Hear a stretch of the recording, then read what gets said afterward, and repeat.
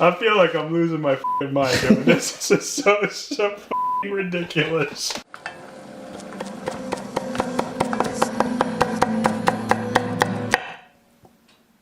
Hi, I'm Phil. Welcome to Pretty Good Cooking. Pretty good. Today is Tuesday. That's when we film Pretty Good Cooking, the name of the show. I had a day. I anticipated having the day, and the day happened as expected. Here I am filming this for your entertainment. Tonight, as requested by several members of the PGC Discord community, we will be teaching you how to load up a Bloody Mary.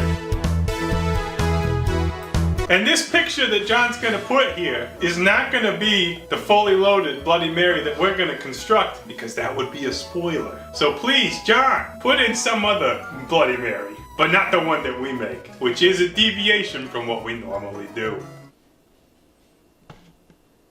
Over here on the side counter, that's what this is. This is the side counter. I got a beer. This is a trivet, which is a cranberry lemon goes. And it's got this nice gentleman. We've just baked a pie. He is the trivet. And I got a little taste of this rum that I got John for his birthday. Everybody say happy birthday, John, in the comments. Smash that like button on comments that say happy birthday to John, but not the video.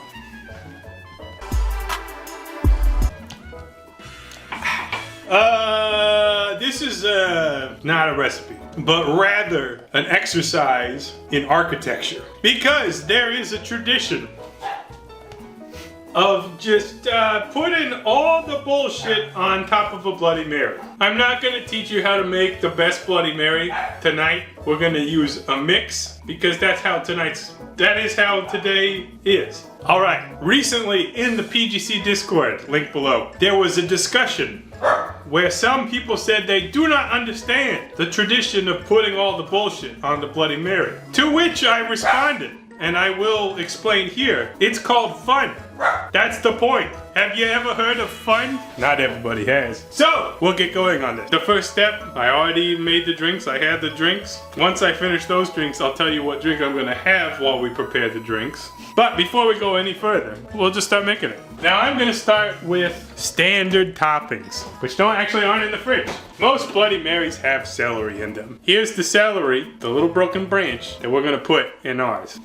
By the way, we're using a Great Lakes Christmas glass. Actually, it's Reet Lakes. All right, so step one is complete. Every Bloody Mary's got celery. Next up, more traditional toppings. I figured, and by the way, I bought lots of different size stickeroonies. So we got long sticks, we got bamboo sticks, and we got toothpicks. All right, now stay with me. A lot of Bloody Marys have citrus. We're calling it lemon and lime. Here's the lemon, here's the lime. And by the way, I cut them differently for a depth of flavor. You would just put it in the drink. I put it on the side of the drink, but when we want to put it in the drink, watch this. Let's move on to the next common Bloody Mary garnish, which is, today it will be Italian olive mix pitted. I thought this would be nice to get a depth of flavor by having various olives, but I really like olives a lot. I am gonna create an entire f***ing skewer of these big ass olives because I like them so much. I'm alternating the colors for a depth of color. Stuffed olives would be great, you know, maybe with the blue cheese, maybe with the olive stuffed olives, the garlic stuffed olives. And remember, because this is a towering bullshit drink, maybe you don't want to use the bottom of the skewer. Maybe you just want to put that many olives in it. Or maybe you want to put it all the way down. I don't know your life. Okay, next up. I got some pickles. I made them. I grew them too. These are some pickles from probably this year. I don't actually know. Okay, so here's our pickles. And if you're worried about them staying, just use another stick. Use another stick. It's no problem. Okay? John's laughing. John's laughing because he's just realized how f***ing ridiculous this is gonna be. Now, listen. Bloody Marys are the perfect vehicle for all the pickled bullshit that you might have had. I'm actually not gonna use too many of those kind of things today, but I am gonna use a few. What the f***? How do you open this? All right, so anyways, I have like 9,000 different pickled experiments, and most of them are like mostly edible. But today I'll be using pickled garlic scape. Now, this is the kind of thing you could just put in a Bloody Mary like that. and we will do that. But also because of the structural integrity lulls, we're gonna toothpick one of them and put it as a sidecar to our pickles. That's just cool is what that is. All right, next up, let us take one step further into the realm of maybe normal Bloody Mary toppings, which will be our first endeavor in the meat and cheese. I found this hilarious 2-pack of salami wrapped cheese. It is not a good value. I think I paid $2 for this, so each one of it, this is a $1 cheese and salami. But now listen, remember, this is a vertical dish. It's a vertical dish, John. If we chop it in half 2 times, and then we take a stick and run it through, we just have an antipasto thingamajiggy, which I did a terrible job running the stick through, but it doesn't matter because look at that.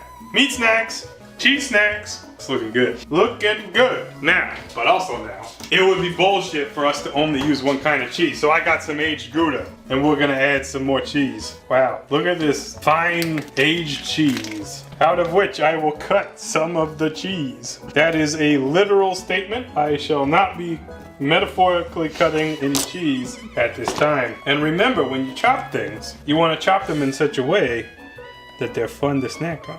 Okay? Okay. Take your depth of flavor cheese sidecar and stick it right on. Okay. Oh, that's good cheese. I f***ing love pepperoncinis. That's what we're gonna add next. But we don't need too many, right? Like nobody was like, give me 9 goddamn pepperoncinis on this drink. So that's gonna end up as a sidecar for the pickles. No problem. Okay, here we go on that bullshit again, but off that goop.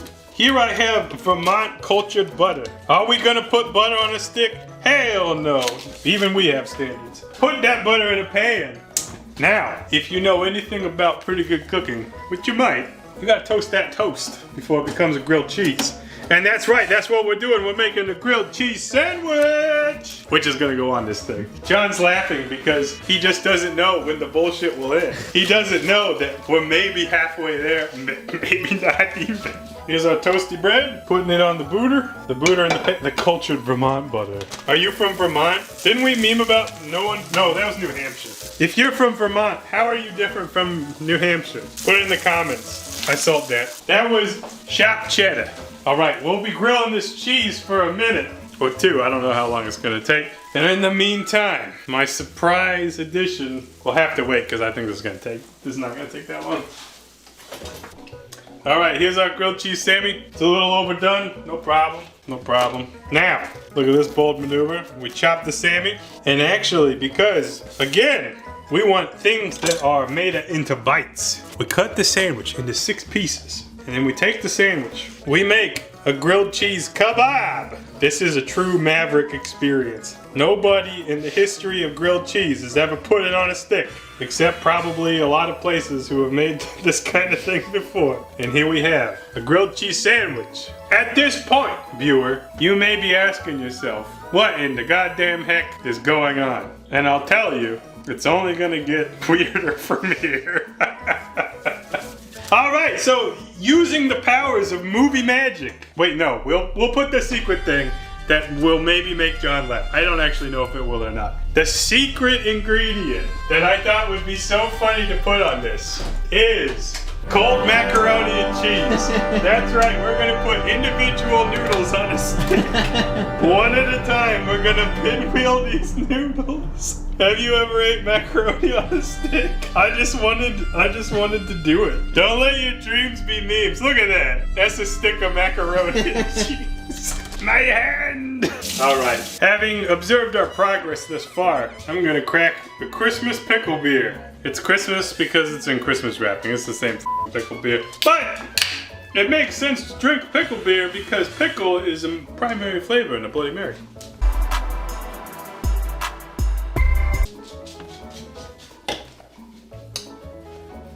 Susie's Aunt Sally, that is delicious. All right, here we go. We're gonna move on to the hot food. Hot food, hot food. I prepped all this ahead of time. So what I'm gonna do is pull out the pan and make a skewer and then reveal it. All right, so I'm gonna do that now. Okay, so I'm working. This is not a super controversial ingredient. I mean, maybe it's a little controversial in the world of Bloody Marys, but in the world of fried food, you gotta have this. It's French fries that I put in a nice crisscross pattern. Ding! All right, next up, it's chicken wings. All right, this one we're gonna have to tuck next to the fries. Look at that. Oh man, we're starting to hit the. We're starting to hit some of the boundaries, the limits of how much shit can you put in one glass. All right, we're on to our next item. By the way, did I talk about this shirt? I probably didn't. Next up, fried mozzarella sticks. Look at that, it's even melty cheese. That's kind of the last open spot. I'm a little worried. I'm a little bit worried. By the way, as I get shit on this shirt was made for me by Mr. and Mrs. Hunt. Alexandra is the artist. This is a portrait of Iggy, and I love it. We got 2 more to go, and then maybe we'll call it. I bet you we can get these to just, you know, we probably can get them to float in the middle. You know what it is. Pepperoni pizza rolls! Okay, at this point, I am legitimately worried about getting the beverage in that drink, which means I'm gonna add the last skewer. This is like the most out of place one. Korean dumplings from Costco! And with this skewer, and also this citrus skewer that is kind of hanging out on the side, there is no more room in this glass, which means we should make the drink. It is time. Look at this. I used another toothpick to ensure the citrus would fit on there. Now that we have made this monstrosity, let's put the drink in it. I can't believe we've done this, but really I can. Using a shot glass, put the vodka in it. Also, I forgot about the ice. So hold them. I'm gonna get some ice in there. It's gotta have ice. A Bloody Mary without ice is tomato soup. That's not what you want. Okay, gingerly put the ice in there with the sticks. It's not a problem. It's not, he said to himself. All right, okay, now, yeah, the Bloody Mary mix. And hopefully it melts some of the ice in there. Now there's more ice in there and there's less room for everything else. That's not a challenge, that's an opportunity. Getting my pickle bullshit over here. Getting my totally authentic Korean dumpling bullshit right here. And there you have. Wait, no. And because of that product placement with the wallop and the everything seasoning, we just put a little bit of that on everything. And with that, my friends, we have made one completely overstuffed bullshit Bloody Mary. And there it is, in all its glory. Now I pretty much know how all this bullshit tastes. But how's the Bloody Mary? Let's see if we can get in there. It's delicious. Well, John and I are gonna devour this and the leftovers that went into making this. I feel like this is the birth of a new tradition. Or maybe we just have parties where we make this fucking ridiculous thing and are like, hey, friends, have some saturated fat. So that's how you do it, our way. I feel like if you actually ate all this, you probably would get sick. But that's okay, that's all right. I hope some of you are inspired to have fun. That's a cold ass grilled cheese. We'll see you next time. Happy Thanksgiving!